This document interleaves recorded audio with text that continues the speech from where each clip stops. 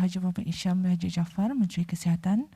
Yang Mulia Setiausaha Tetap Kementerian Kesihatan, Yang Mulia Timbalan-Timbalan Setiausaha Tetap Kementerian Kesihatan, hadirin dan hadirat yang dihormati sekalian. Assalamualaikum warahmatullahi wabarakatuh dan salam sejahtera. Terima kasih kepada semua dan rakan-rakan media yang hadir pada sidang media bagi situasi terkini jangkitan COVID-19 di Negara Menai Darussalam. Sebelum memulakan sidang media ini, kita menjemput Yang Mulia Ustaz Haji Muhammad Imarul bin Haji Azmain untuk mengetuai bacaan surah Al-Fatihah dan doa terhindar dari wabak coronavirus. Astaghfirullahalazim, astaghfirullahalazim, astaghfirullahalazim, alladzi la ilaha illa huwal hayyul qayyum wa atubu ilaih. Ila hadratin nabiyil mustafa rasulullah sallallahu alaihi wasallam wa ala alihi wa ashabihi al-kiram, summa ila arwahi walidina wa walidikum وإلى أرواح جميع المسلمين والمسلمات والمؤمنين والمؤمنات الأحياء منهم والأموات، خصوصا في هذا المجلس كافة عامة. شيء لله لهم الفاتحة. أعوذ بالله من الشيطان الرجيم. بسم الله الرحمن الرحيم. الحمد لله رب العالمين الرحمن الرحيم مالك يوم الدين إياك نعبد وإياك نستعين اهدنا الصراط المستقيم صراط الذين أنعمت عليهم غير المغضوب عليهم ولا الضالين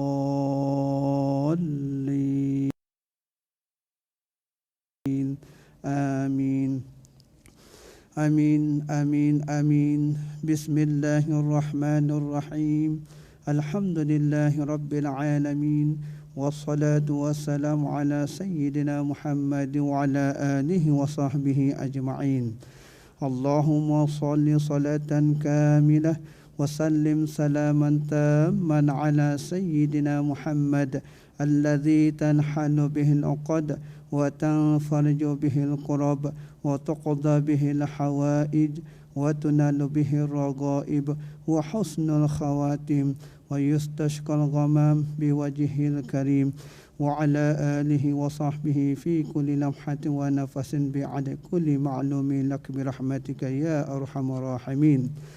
اللهم أنت ربي لا إله إلا أنت خلقتني وأنا عبدك وأنا على عهدك ووعدك ما استطعت. أعوذ بك من شر ما صنعت. أبوء لك بنعمتك علي وأبوه بذنبي فاغفر لي فإنه لا يغفر الذنوب إلا أنت. لا إله إلا أنت سبحانك إني كنت من الظالمين. لا إله إلا أنت سبحانك إني كنت من الظالمين. لا إله إلا أنت سبحانك إني كنت من الظالمين. نعوذ بكلمات الله التامات من شر ما خلق. نعوذ بكلمات الله التامات من شر ما خلق. نعوذ بكلمات الله التامات من شر ما خلق. بسم الله الذي لا يضر مع اسمه شيء في الأرض ولا في السماء وهو السميع العليم. بسم الله الذي لا يضر مع اسمه شيء في الأرض ولا في السماء وهو السميع العليم. بسم الله الذي لا يضر مع اسمه شيء في الأرض ولا في السماء وهو السميع العليم.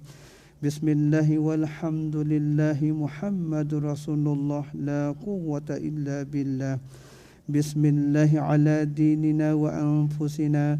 بسم الله على أهلنا وأموالنا. بسم الله على كل شيء أعطانا ربنا. بسم الله خير الأسماء. بسم الله رب الأرض والسماء. بسم الله الذي لا يضر مع اسمه داء. بسم الله افتتحنا وبالله اختتمنا وعلى الله توكلنا. تحصنا بذي العزة والجبروت واعتصمنا برب الملكوت وتوكلنا على الحي الذي لا يموت. اللهم إنا نعوذ بك من البرص والجنون والجذام ومن سيء الأسقام.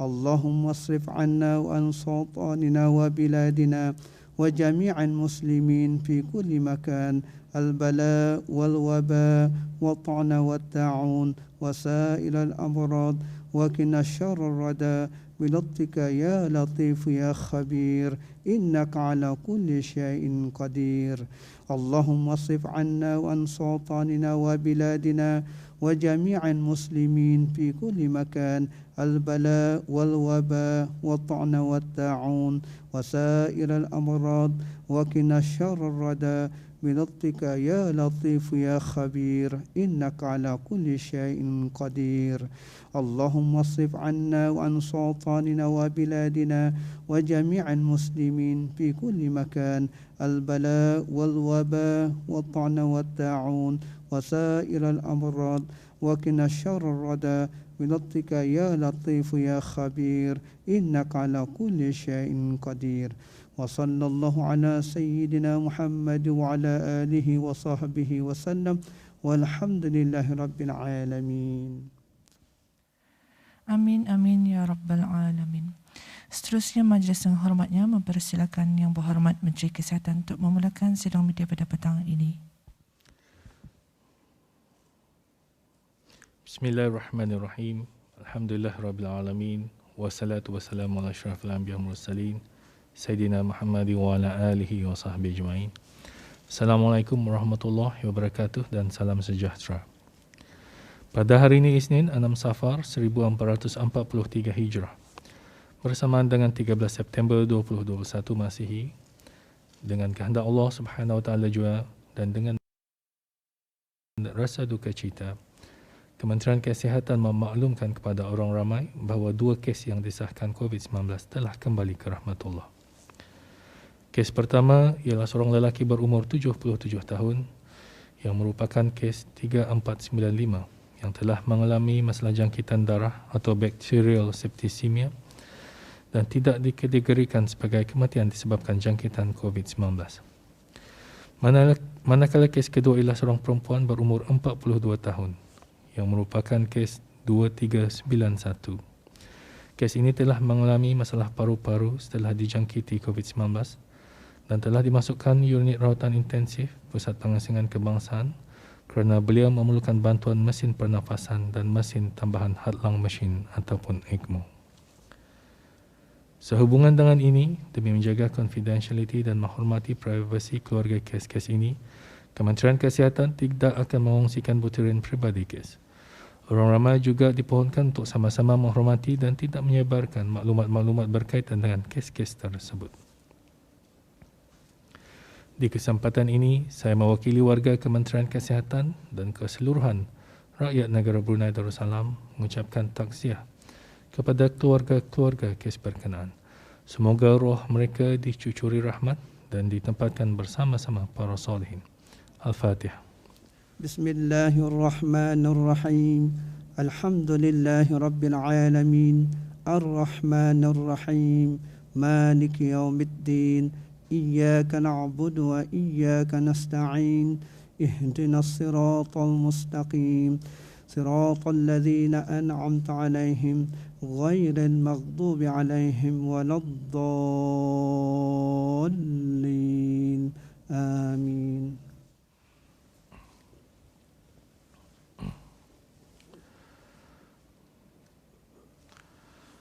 Kementerian Kesihatan ingin memaklumkan kepada orang ramai bahawa pada hari ini 160 kes baru jangkitan COVID-19 telah disahkan di negara ini, yang membawa jumlah keseluruhan kes COVID-19 di negara ini kepada 4,323 orang. Pada hari ini terdapat 4 kluster baru telah dikesan yang membawa jumlah kluster aktif kepada 73 kluster. Kluster-kluster baru ini ialah kluster 4109 yang mengandungi 6 kes baru, kluster 2540 yang mengandungi 12 kes baru, kluster 4120 yang mengandungi 9 kes baru, dan kluster 4009 yang mengandungi 4 kes baru.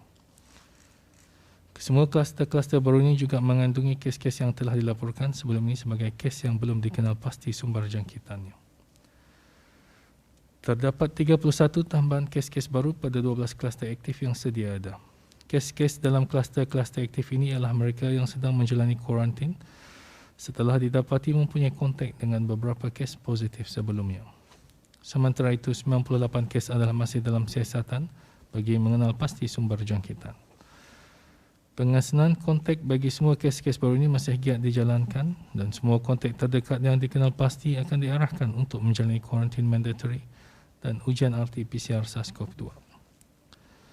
Dalam pada itu, 107 kes telah disahkan sembuh pada hari ini. Jumlah ini termasuk 22 kes positif dalam kategori 1 yang telah membuat pengasingan diri selama 14 hari di rumah masing-masing. Kesemua mereka telah melakukan ujian swab ulangan pada hari ke-12 dan disahkan telah sembuh.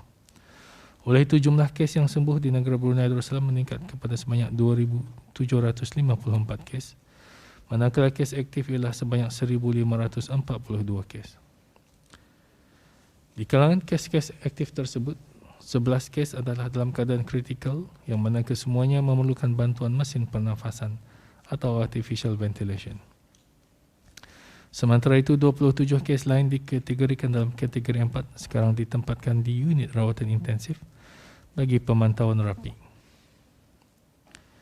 Dalam tempoh 24 jam yang lalu, sebanyak 3,019 sampel telah diuji bagi virus SARS-CoV-2 yang membawa jumlah keseluruhan ujian makmal dijalankan sejak Januari 2020 kepada 278,263 ujian.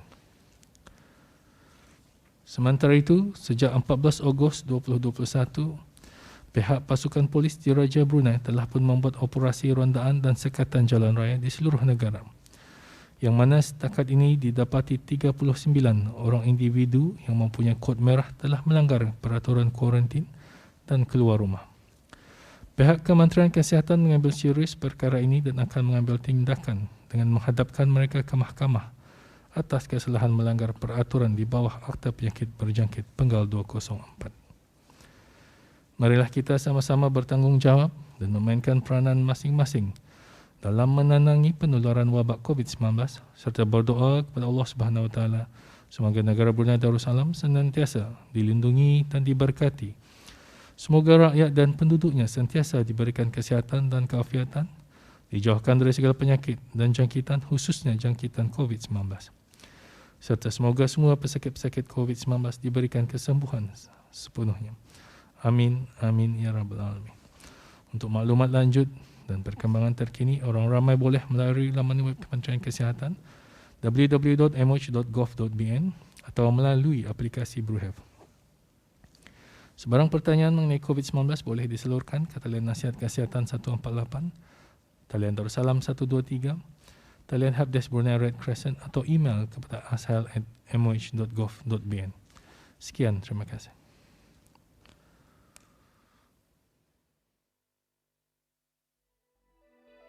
Nasihat kesihatan untuk mencegah COVID-19 semasa pulang ke rumah.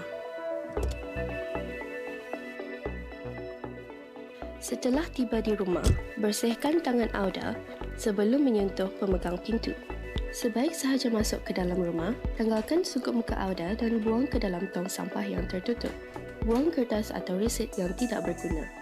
Jika anda memakai sungkup muka jenis kain, tanggalkan sungkup muka tersebut dan masukkan ke dalam bakul dobi yang khas. Anda hendaklah mencuci sungkup muka tersebut setiap hari. Menyah kuman barang anda seperti kunci, cermin mata, telefon bimbit ataupun laptop. Jangan menyentuh atau bersandar pada apa-apa benda. Amalkan penjarakan fizikal dan jangan bergaul dengan ahli rumah yang lain. Cuci tangan anda dengan sabun dan air atau bersihkannya dengan sanitizer tangan. Tukar pakaian anda dengan segera. Anda juga boleh mandi jika perlu. Setelah anda melakukan semua perkara yang telah dinyatakan, anda sekarang boleh bergaul dengan ahli rumah yang lain. Nasihat kesihatan ini dibawakan oleh Kementerian Kesihatan dan Mix Media.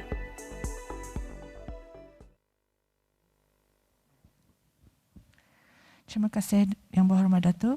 Dan ini sesi sidang media mengukakan soalan-soalan daripada pihak media. Sila perkenalkan diri dan agensi AUDAS mengajukan soalan. Terima kasih. Assalamualaikum warahmatullahi wabarakatuh. Selamat petang Yang Berhormat Datuk, Tuan SCT, Rano Skandar from Rano Adidas. nampak tadi ada release press release regarding the arrival of the vaccine. So akan tanya, adakah vaksin Sinopharm ini selamat untuk wanita yang mengandung dan ibu yang menyusu? Terima kasih Yang Berhormat. Okey, terima kasih. Alhamdulillah, pertama sekali tadi berasa bersyukur kerana kerajaan negara China telah mendonate 100,000 dos Sinopharm dan telah pun tiba ke negara Brunei Darussalam semalam. So ini insyaAllah akan mula diberikan kepada orang ramai dalam masa yang terdekat. Jadi bagi menjawab soalan mengenai dengan orang pregnant atau menyusukan, masa ni kita ni di sini belum menerima banyak maklumat mengenai dengan orang beranak ataupun menyusukan anak ni mengenai dengan Sinopharm. Setakat ini pihak kementerian baru meluluskan untuk golongan ini untuk menerima mRNA vaksin saja.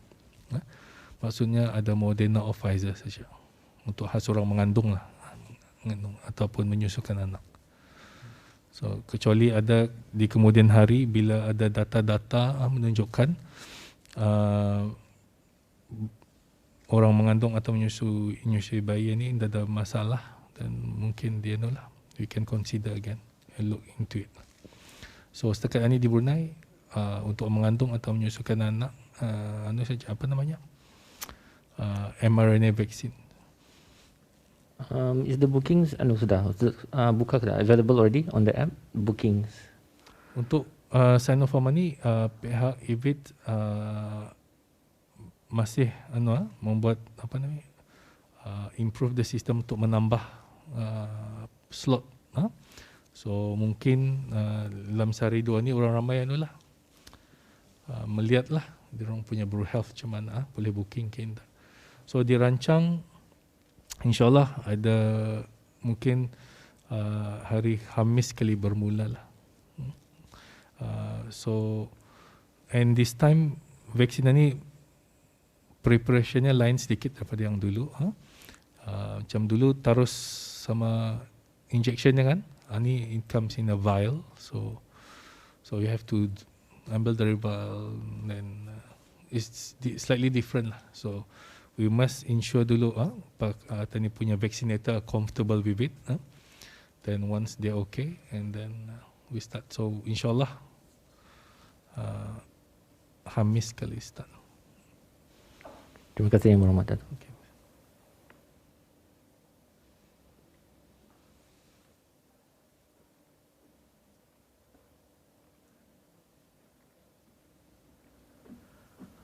This is James from Morning Bulletin. Good afternoon, Yang Berhormat Datuk Minister of Health, Yang Mulia Permanent Secretary of Health.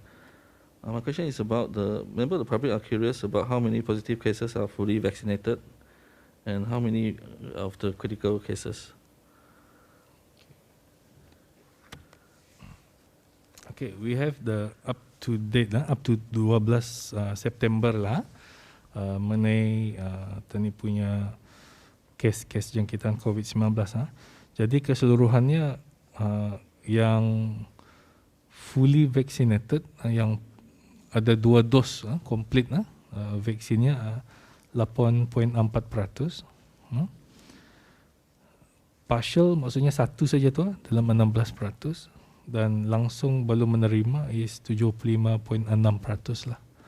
So lebih daripada 3/4 lah adalah pesakit yang belum menerima dos ataupun vaksin mereka. Jadi dalam in terms of critical tahap 5 yang mana memerlukan intubation ataupun ECMO, kesemuanya belum menerima vaccination lah. Okay. Yang fully vaccinated ada di tahap 4, ada 2 orang saja memerlukan oksigen lah, but they're quite stable. Yang lain very mild lah, yang 8.4% satu, kebanyakannya stage 1 sama 2 saja. So this proves that vaccination really helps in. This proves that vaccination has really helped in for mild cases. Yes. So dari sini dari TANI punya data sendiri menunjukkan dalam TANI berapa 4,000 lebih kes ni, siapa yang menerima vaksin pun dalam 8% itu kalau mengidap penyakit COVID pun gejalanya anda berapa teruk. So dalam 8% 2 orang saja yang memerlukan oksigen lah. Yang lain tidak. Jadi selebihnya campur yang baru separuh atau indah tu jadi dalam almost 92% are not vaccinated dalam 4,000 lebih itu. So di sini dapat ketara sekali lah menunjukkan that vaksinasi ini alhamdulillah dapat menolong orang mengawal gejala satu dan mengurangkan risiko-risiko untuk masuk ke ICU dan sebagainya lah. My next question is for recovered cases who still experience side effect like shortness of breath and others, can they still work in labour intensive job? Ini pesakit memang ada seperti yang disebutkan sebelum ini mengalami orang long COVID, di mana paru-parunya tu mengalami kerosakan disebabkan infeksi COVID-19 ini. Jadi walaupun ia anda lagi positif, tapi apa yang sudah rusak arah paru-paru itu memang rusaklah. Jadi akan mengambil masa untuk badannya sendiri itu untuk membaiki paru-parunya itulah, make the recovery. Jadi orang macam ni akan merasalah macam susah nafas satu, akan berlanjutan. Jadi kalau ia kerja berat lah, jadi minta pertimbangan daripada majikannya lah. Kalau ia akan kerja pun buat dulu kerja ringan lah dan sebagainya. Jadi minta itulah pertimbangan daripada majikan untuk sama-sama nyorang menimbang rasa dengan keadaan pesakit macam ini, bukan juga kemahuannya. Jadi diharap perkara macam ini dapat diuruskan dengan antara majikan dan pekerja lah. My next question is about the viral about an individual who has purple coat and was at the indoor vaccination centre. How did he manage to get into the vaccination centre? Okay, ni perkara ni pun sudah disiasat tadi dan siasatan mendapati ia ni actually sudah keluar daripada isolasi pada 10 hari bulan 14 hari dan telah pun disahkan sembuh lah. Kayaknya kodnya tu belum bertukar. I'm not sure why. Itu perlu disiasat lebih lanjut kenapa ia boleh belum bertukar atau sudah berapa hari sudah kan. Ia keluar 10 hari bulan. So orang ramai yang perlu cemas dan orang ini memang negatif dan sehat sudahlah. Okay. Terima kasih Yang Berhormat.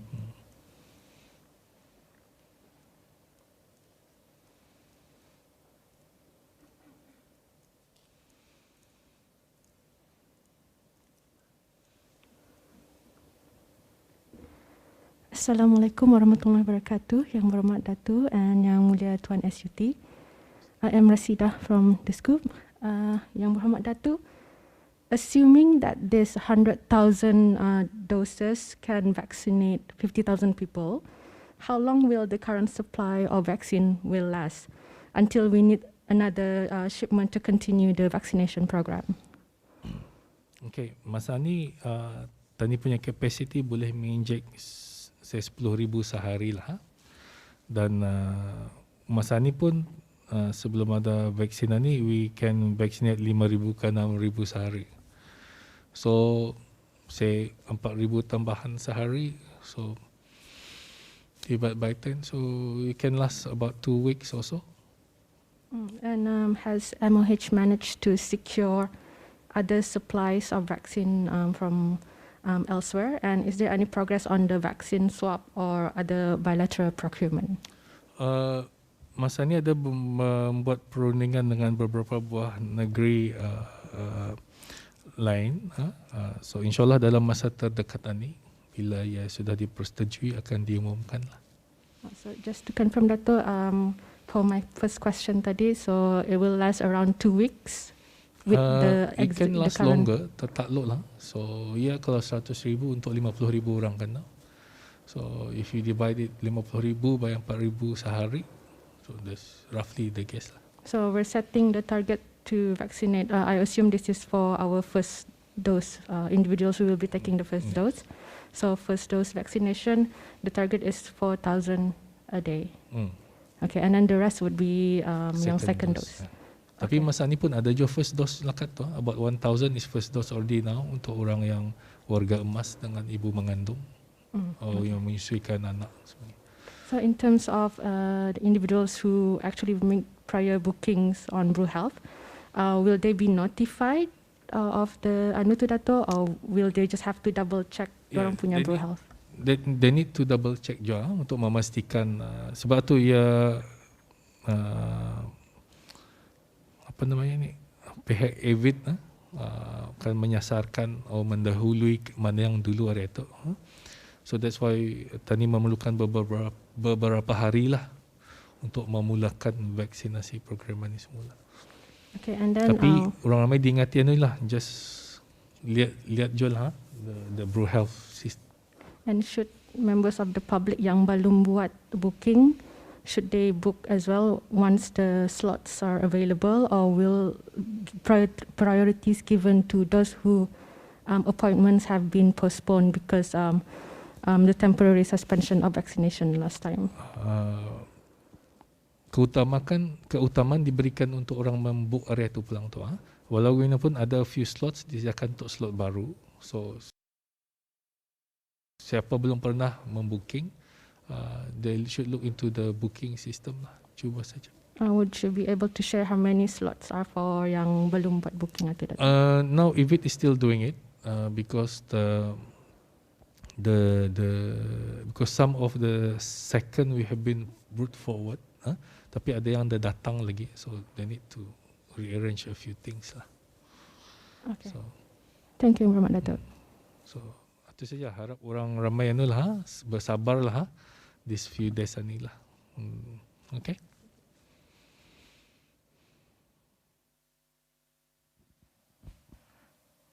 Terima kasih atas soalan-soalan yang diajukan, dan terima kasih juga kepada Yang Berhormat Dato' atas penjelasan yang diberikan. Dan ini kita tutup sidang media pada petang ini, dan sekali lagi mengucapkan ribuan terima kasih kepada semua dan rakan-rakan media yang hadir. Sekian, wabillahi taufiq wal hidayah. Wassalamualaikum warahmatullahi wabarakatuh.